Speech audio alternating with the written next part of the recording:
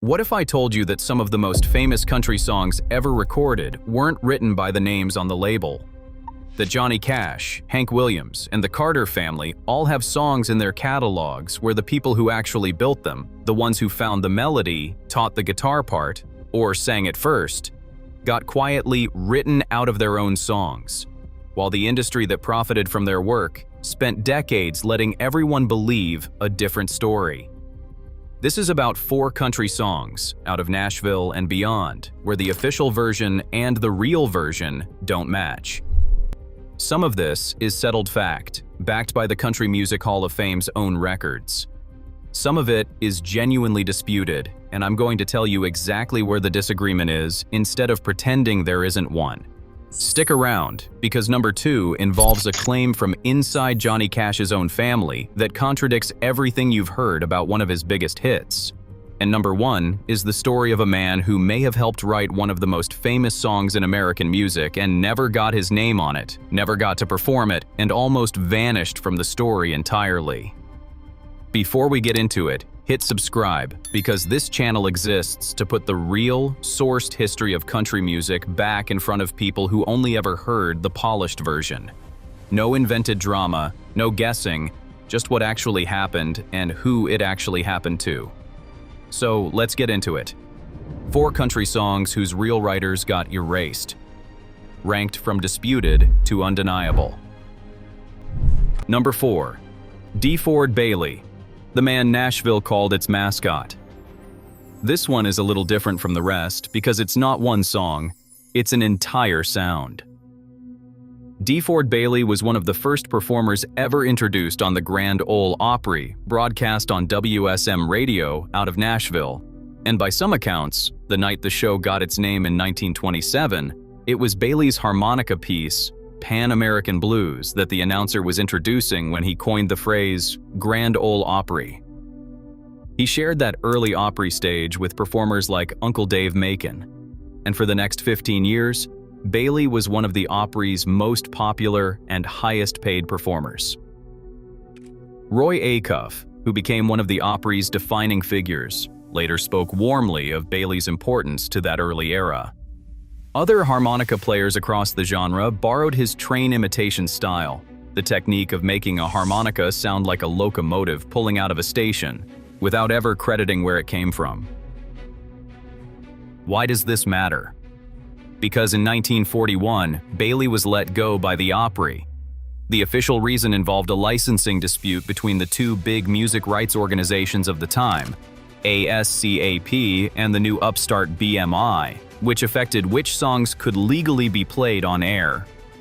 But the way the firing was talked about at the time was uglier than a paperwork problem.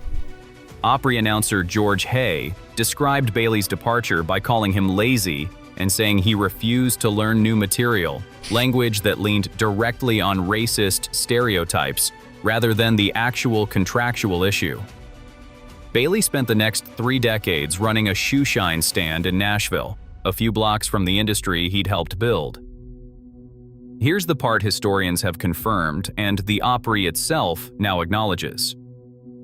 In 2022, the Grand Ole Opry formally apologized to Bailey, acknowledging what it called past injustices and the role it played in the Opry's own words, suppressing the contributions of our diverse community. That's not a fan theory. That's the institution admitting it on the record, 81 years after the fact. This still echoes today. Bailey wasn't inducted into the Country Music Hall of Fame until 2005, 23 years after his death. His grandson, Carlos DeFord Bailey, now performs at the same Opry that let his grandfather go, and the picture that hangs behind him on stage is DeFord's. The apology is real. The 8 decades it took to arrive are also real, and that gap is the story. Number 3, Jambalaya, and the piano player nobody put on the label. Hank Williams released Jambalaya on the Bayou in July of 1952, and it sat at number 1 on the country charts for 14 non-consecutive weeks. It's one of the most recognizable Hank Williams songs ever recorded, and the songwriting credit reads Hank Williams alone. Here's where it gets complicated, and I'm not going to pretend it isn't. The melody of Jambalaya is based on an older Cajun French song called Grand Texas. Williams kept the tune but rewrote it with new English-language lyrics and a Louisiana theme. The song was reportedly written during the Hadacol Caravan Tour of 1951, a medicine show circuit Williams was traveling, which puts him in the close company of fellow performers during the exact window when the song took shape. Several sources, including the music database AllMusic, hold that pianist Moon Mullican, a fellow country and honky-tonk artist who worked alongside Williams, actually co-wrote the song and simply wasn't credited on paper. What isn't disputed is that Mullican did receive ongoing royalty payments from the song for years afterward, an arrangement that strongly suggests some kind of contribution the credit line didn't reflect. What is disputed is exactly how much of the song was his, and whether co-wrote is the right word or an overstatement. I want to be straight with you. This one sits in a gray area. The paycheck is documented. The exact authorship is not. Why does that gray area matter? Because it's such a common shape in country music history. A song gets simplified down to one famous name for the label, the credit, the legend, while the actual writing and shaping happened as a collaboration that never made it onto the paperwork. Whatever the real split was between Williams and Mullican, Jambalaya became a Cajun cultural touchstone in its own right. After Williams' version hit, Cajun musicians recorded it right back, translating his English lyrics into Cajun French and folding it into their own tradition. The song traveled in a circle nobody who only knows the Hank Williams version ever hears about. That's the story behind a song you've probably heard at every backyard crawfish boil and 4th of July cookout without ever knowing there was a second name that maybe, partially, belonged on the label next to Hank's. If you're starting to see the pattern here, that the name on the record and the story behind the record are two different things more often than the industry wants you to notice, do me a favor and hit that like button. It helps this video reach other country fans who care about getting the real story instead of the marketed one. And if you haven't subscribed yet, now's the time, because we're not done. 018, 0. Number 2. Ring of Fire, and the sister nobody remembers. Johnny Cash's Ring of Fire spent 7 weeks at number 1 on the country chart in 1963 and is now considered one of the greatest country songs ever recorded. Almost nobody remembers that it wasn't Cash's song first. It was originally recorded by Anita Carter, June Carter's sister, in 1962 under the title Love's Ring of Fire. Mercury Records released it as a single, and Billboard even gave it a featured pick hit notice. It just never caught on. When it failed to become a hit for Anita, Cash, who'd apparently had a dream about the song with mariachi horns in it, asked her permission to record his own version. She said yes. He added the horns. It became one of the biggest hits of his career, and Anita Carter's original all but disappeared from the popular memory of the song. That alone would be enough for this list. But there's a second layer, and this is the part I promised you.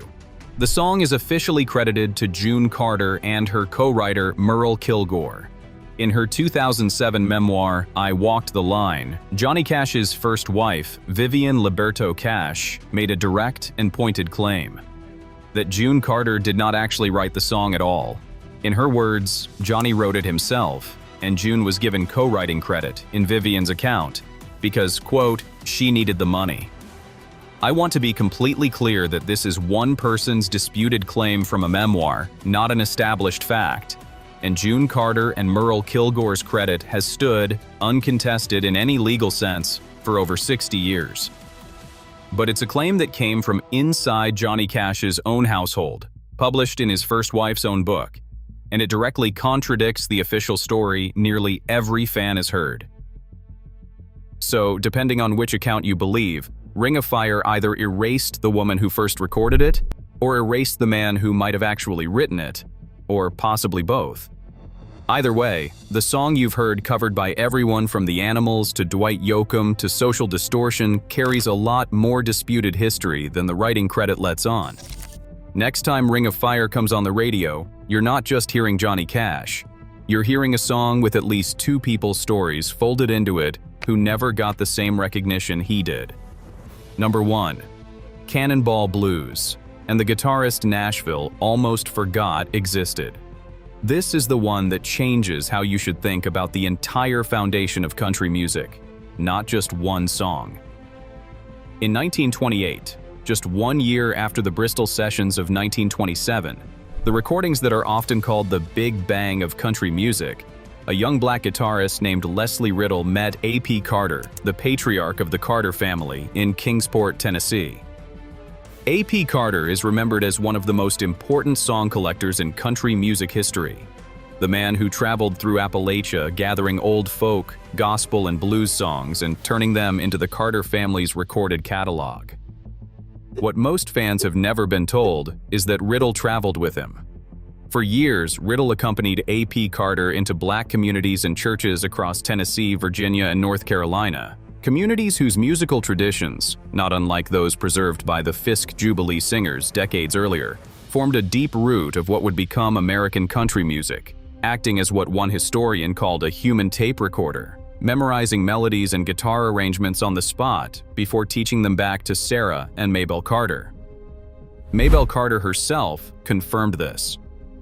In interviews later in her life, she credited Riddle directly with teaching her the guitar technique that became known as the Carter scratch, also called Carter family picking, the exact style that shaped the sound of virtually every Carter family recording and, through them, most of what came after in country guitar playing. That's not a rumor.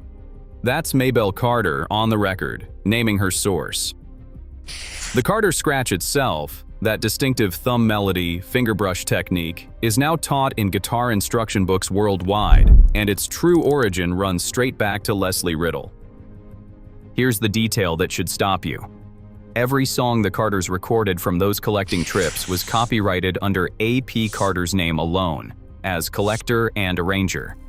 Riddle received none of the credit and, by his own account, none of the songwriting royalties. In 1930, when Riddle wrote a song called "Lonesome for You for the Family," he reportedly signed away the rights to it in exchange for an artificial leg to replace the wooden one he'd been using since a workplace accident years earlier. And Riddle never once appeared on stage or on a recording with the Carter family. Not because he wasn't good enough, because Jim Crow segregation made that a legal and social impossibility in the 1920s and 30s South. The strongest claim of all comes from inside the Cash and Carter family itself. Johnny Cash and June Carter Cash's son, John Carter Cash, has publicly stated that Leslie Riddle likely wrote several Carter family songs outright and named Cannonball Blues, one of the Carter family's signature recordings, as almost certainly one of them. Riddle sank into obscurity for over 20 years after the Carter family stopped touring, selling his guitar and quietly leaving music behind, until a folklorist named Mike Seeger tracked him down in 1965 and finally got him back in front of a microphone, this time as himself. The Carter family is often called the first family of country music. That title is real and it's earned. But the sound that made them legendary, the guitar technique, several of the songs themselves, came through a black musician most fans have still never heard of, whose name never once appeared on a Carter family record label. If you made it all the way to the end of this video, you have just learned something most country fans never get told. The names on old record labels were never the whole story.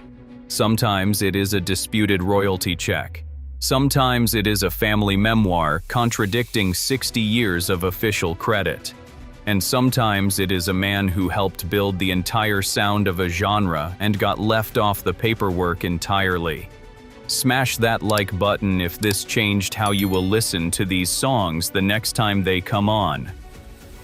Drop a comment and tell me which one hit you hardest. Team Jambalaya and the uncredited piano player?